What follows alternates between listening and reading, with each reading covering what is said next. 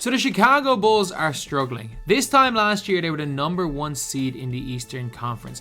They were a team who spent a lot of last year as the #1 seed in the Eastern Conference. They made a lot of win-now moves, getting Alex Caruso, Lonzo Ball, DeMar DeRozan, as well as signing Zach LaVine to a big contract. But this year, it's not going well. They're currently 8-11, the 12th seed in the Eastern Conference, and they're behind teams that are considered to be having disastrous seasons like the Brooklyn Nets and the Miami Heat. They're missing Lonzo Ball quite badly, but we need to save them. And I think there is one player, and only one player, that can save this team.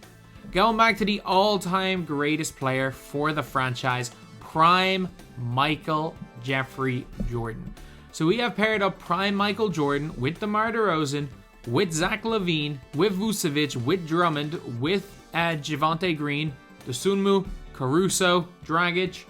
Like, they've got some players, and now with Michael Jordan in the team, surely they're going to be able to do a little bit better. So let's see, can Jordan go and save the Chicago Bulls?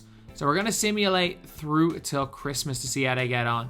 So, I mean, they're 5, 6-1, 7-1, 8-1, 9-1, 10-1. They've already won more games than this year. I'm going to accept this trade for one reason and one reason only. They're both on one-year deals, and we have Drummond as our center.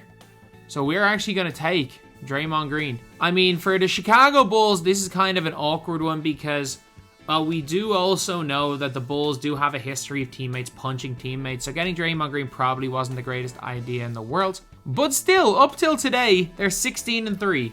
Instead of being 8-11, they're in fact 16-3. So Michael Jordan giving a huge, and I mean huge, boost to this team. So Andre Drummond goes and gets himself hurt. We're not in a good situation right now because Tony Bradley's going to have to be playing center with no real backup center. Draymond's going to have to play there a little bit.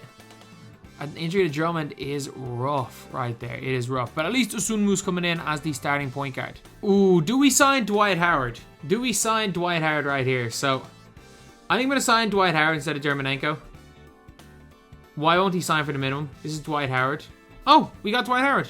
And this is Taiwan Dwight Howard. So he had a 68 3-ball. Let's bump that up to like 88. This is Taiwan Dwight Howard. He's getting 88 3-ball. Let's bump his ball handle as well. It's about 40. Let's bump that up to like 75, 70.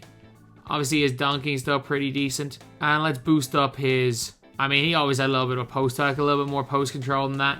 Let's boost up these stats. He's returned from Taiwan.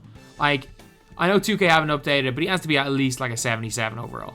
At least that overall. Like, he did come back from Taiwan. Taiwan Dwight Howard's a different animal. So with no Drummond, Dwight's now our starting center. Zach LaVine is coming off the bench for some reason.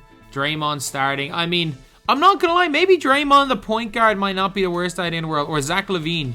You know what? Zach LaVine playing the 1 might be the move. Yeah, Zach LaVine point guard is the move.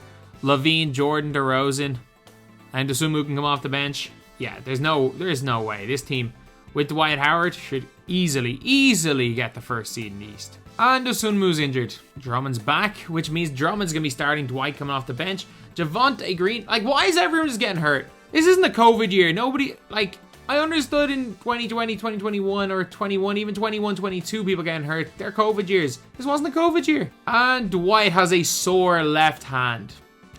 He has a sore hand. Does the game really think we're going to stop somebody playing because their hand is sore? His injury's fully healed. Of course it's healed. It was a sore hand. NBA's gone soft if you think I'm going to be benching someone for having a sore hand. Bruised shoulder. Okay, that is a fair injury. Okay, this is a no-brainer. It's an absolute no-brainer. We're going for 1 year, so this is an absolute no-brainer. And you know what? It would be unfair not to. Vucevic, welcome home. So now we've got the freaking Monstars assembled. With Markkinen there playing power forward. Dosunmu there. Dragic's playing a couple of minutes. And, as well as that, we've brought Vucevic back here. And we have given Draymond Green to, well, the team that probably most needs Draymond Green. The Golden State Warriors. So we are the first seed right now. 55-15 coming into the end of the season. Like, easy 60-something wins. Drummond's bruised hip, that's fine. He'll be fine for the playoffs.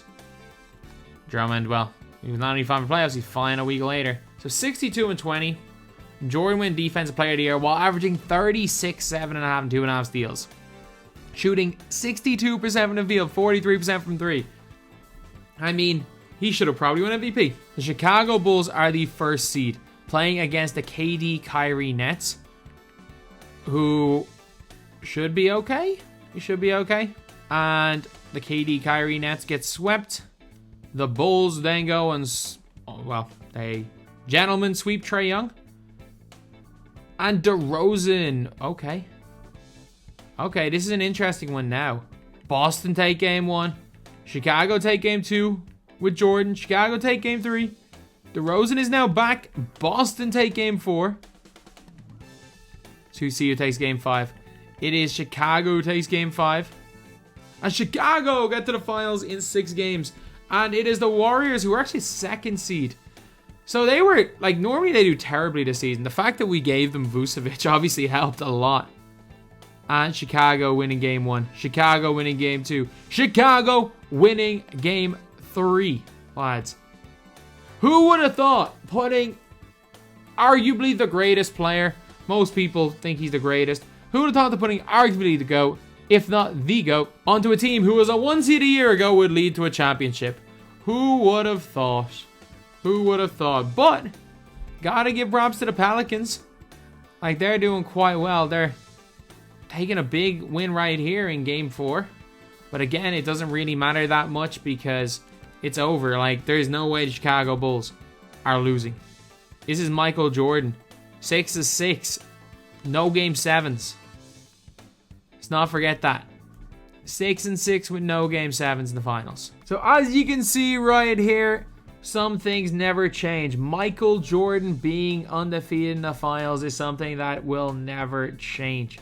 Maybe if he started his career in 03, like in another video, he might lose a couple of times in the finals.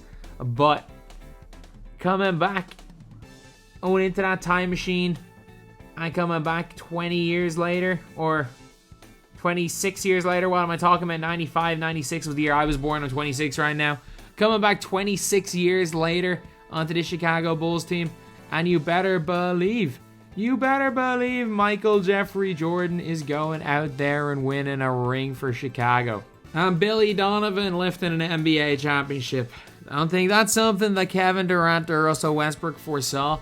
And obviously, 7 trips to the finals, 7 rings, 7 finals MVPs for Michael Jeffrey Jordan.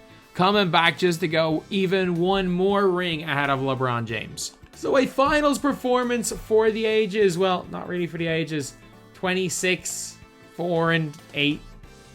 He did shoot 60% from the field though, but I'm like, that's just for a finals MVP in the modern day, that's really not a lot, but it doesn't matter.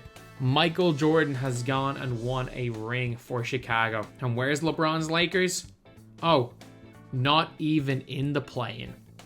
In a year where Michael Jordan's Bulls go on to win the NBA championship, he even further clears LeBron in terms of the GOAT debate when the Los Angeles Lakers go 37-45. And in the closeout game, 15-24 from the field, 41, 5, 6, 3 steals and 2 blocks for Michael Jordan. An incredible closeout game to end an incredible season. So, this year's Chicago Bulls suck. Would they suck if they had the greatest player of all time, in most people's eyes, in his prime? Nah, fairly obviously. They were the 1 seed this time last year. You give them a guy who might be the best player ever picked up basketball, they're clearly gonna worst be contenders, or as we can see here, comfortably winning the championship.